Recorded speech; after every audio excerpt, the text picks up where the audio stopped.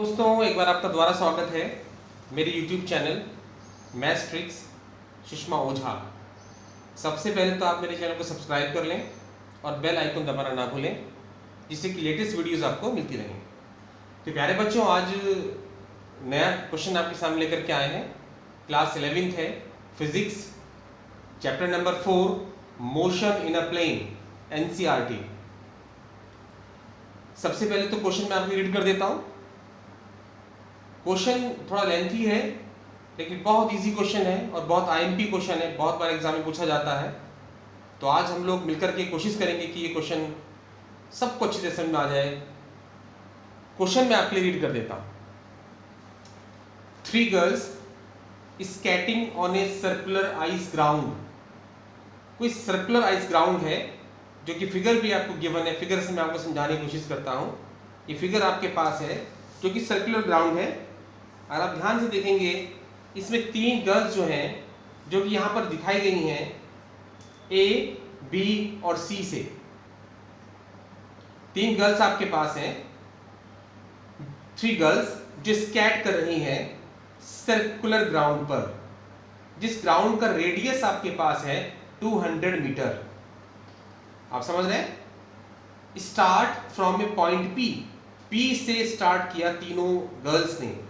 अगर आप ध्यान से फिगर देख पा रहे होंगे तो ये पहली गर्ल A ऐसे मूव करके गई है, सेकंड गर्ल जो B है वो ऐसे जा रही है, और जो थर्ड गर्ल B है वो ऐसे स्केट करते हुए जो है ये Q पर जा रही है on the ground and reach a point Q पर पहुंच गई तीनों girls diametrically opposite to P, यानी कि P के जो अपोजिट Q है वो डायमीटर आपको गिवन है कि जो PQ है is the diameter of the circular path. ये जो ग्राउंड है सर्कुलर, इसका जो डायमीटर है वो आपको गिवन है PQ।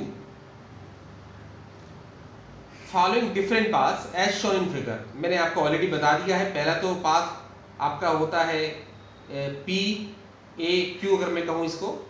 दूसरा PBQ, हालांकि B गर्ल की तरह दिखाई गई है आपको। तीसरा अगर मैं समझाना चाहूँ आपको, P से Q पर, ये वाला। What is the magnitude of the displacement vector? तीनों के लिए, for each, तीनों के लिए आपको डिस्प्लेसमेंट वेक्टर का मैग्नीट्यूड फाइंड करना है। और second question is, for which girl is this equal to the actual length of path skate. इस डिस्प्लेसमेंट वेक्टर के इक्वल कौन सा गर्ल जो है ने स्केट किया है। तो मैं उम्मीद करता हूं प्यारे बच्चों की क्वेश्चन आपको समझ में आया होगा। मैं अब सॉल्यूशन की तरफ चलता हूं और आपको इस क्वेश्चन का सॉल्यूशन बहुत इजी तरह से समझाता हूं, और मैं 100% श्योर हूं कि कभी इस क्वेश्चन को आपको दोबारा भी पढ़ने की जरूरत नहीं पड़ेगी। देखिए प्यारे बच्चों, ये मेरे पास सर्कुलर ग्राउंड है जहां पर गर्ल्स स्केट करते हुए जा रही हैं।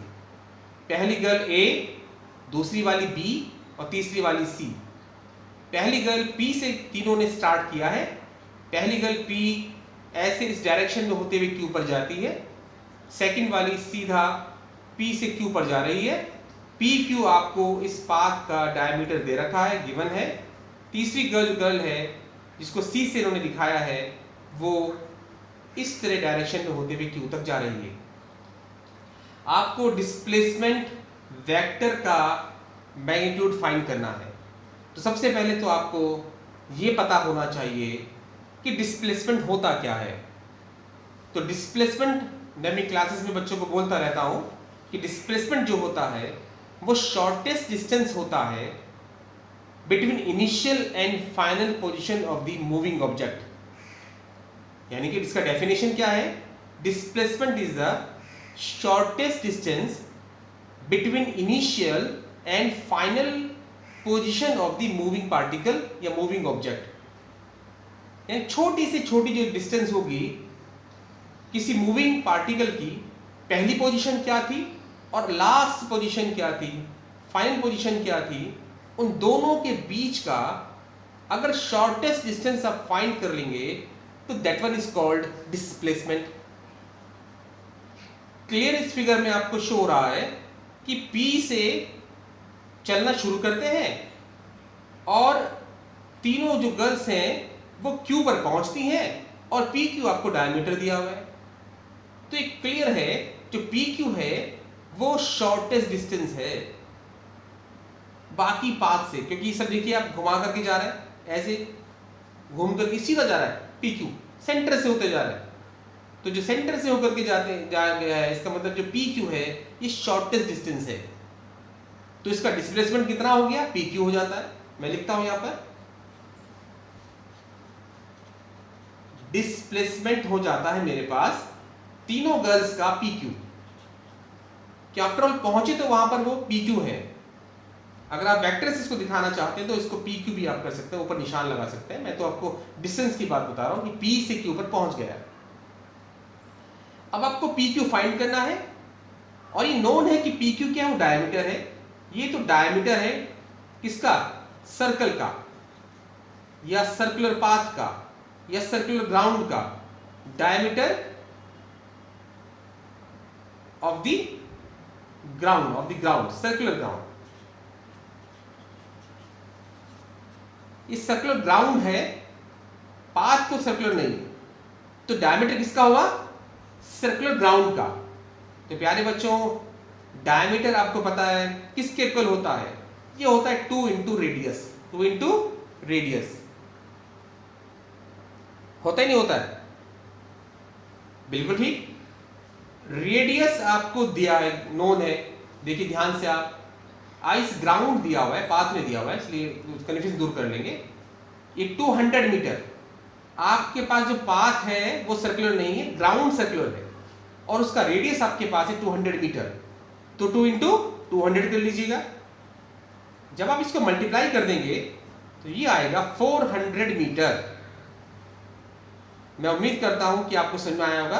तो डिस्प्लेसमेंट का जो मैग्नीट्यूड आता है वो आता है 400 मीटर, क्योंकि P से Q जो है पर वो पहुंच जाते हैं, एक कुछ घूम घूम के जा रहे हैं, एक बिल्कुल सेंटर से होते हुए जा रहा है। इसका मतलब P Q शॉर्टेस्ट डिस्टेंस है।